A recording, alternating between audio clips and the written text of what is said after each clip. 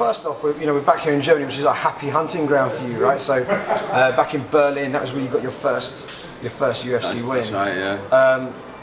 Throw back to that and just sort of talk us through the emotions of that, because that was, I think it was your second UFC fight, but your first UFC win. Yeah, that was my first camp at ASW as well, so it was good to get out here with a team. Obviously, new team. I did do a lot of stuff different. Obviously, I wasn't used to training. We did a lot more training than what I've ever done before. When I like fight week, let's say. So that was new, but obviously I've adapted that to my game, and it really has worked for my weight. Everything for my preparation is a lot better. And then obviously the result was just icing on cake. It was my first fight under ASW banner, and we got first round knockout, which was massive. And we're looking to redo the same in Germany. Like I say, it's been happy on team ground. It's a lovely place, Germany. Weather's beautiful. It's all good. And obviously you're coming off one of the knockouts of the year. The Chris Dempsey fight was. It was just a crazy knockout. Knockouts don't get much more spectacular than that. The way it all went down.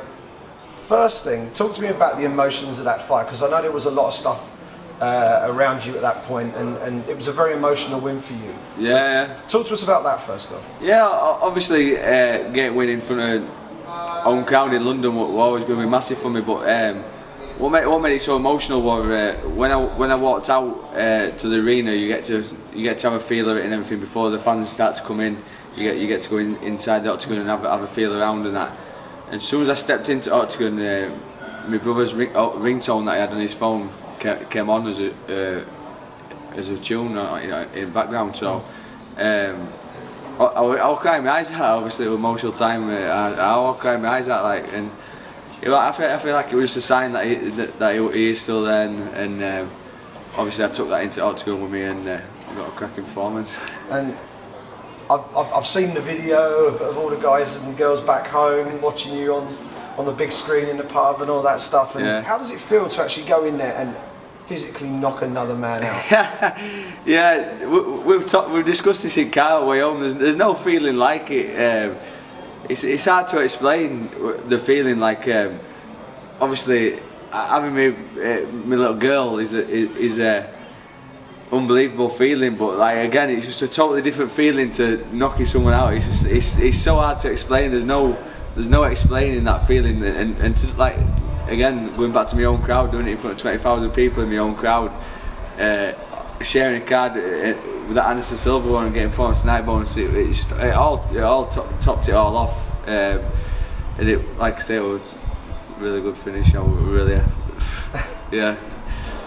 How do you top that though? I mean, so the next fight, people know you've got this in your locker now. So how do you go about building on that?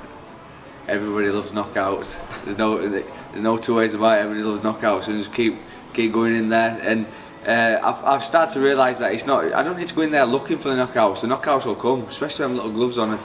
If you land them shots with them little gloves on, them knockouts will come. So it's not about going in there looking to knock my next opponent out. It's not about that no more. It's just about going in there to land them shots, and then the knockouts will come. And like I say, I've had 2 knockouts in my last 3 fights, and it'd be nice to make it 3 out of my last 4 fights. And do you feel at home now in the UFC? Because obviously, when you jump up from BAMMA, which is obviously a very well-respected British promotion, but it's a big leap to jump up to UFC level, and sometimes it takes fighters a fight or two to really find their feet. I mean, do you feel like you? Yeah. Well, I came in as a world champion for BAMMA, and world champion for BAMMA is UFC prelims. You know what I mean? So it just shows a step up in talent right there. But I believe I'm a main card fighter. I've showed that in my last 3 outings where I can be, and I need to keep building on that. I feel like I've never got on a win streak at UFC. I started on a loss, then got a win, then had a split decision loss, and then another win. So I feel like this is my time to get on that win streak, and then start putting them wins together and get on the main cards. Talk to us about Jack Hermansson. He's coming into the UFC in really good form. He's got an 8-fight win streak, very well respected, known to be very, very tough. What do you make of him as a fighter, and how do you see your skill set stacking up against his? I see my skill set setting up really well against his. Yeah, he's coming in a little bit of form. His last two opponents aren't got the greatest records in terms of, let's say, they don't really stand out on the European scene.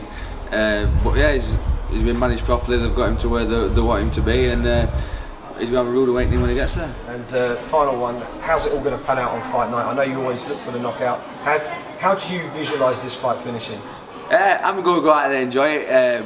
That is the main thing for me. I've had a fantastic camp. I've just been blasting pads in there now, and I feel great.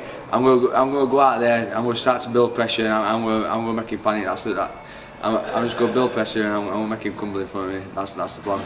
Great stuff. Thanks very much. Thank you. Cheers, Simon.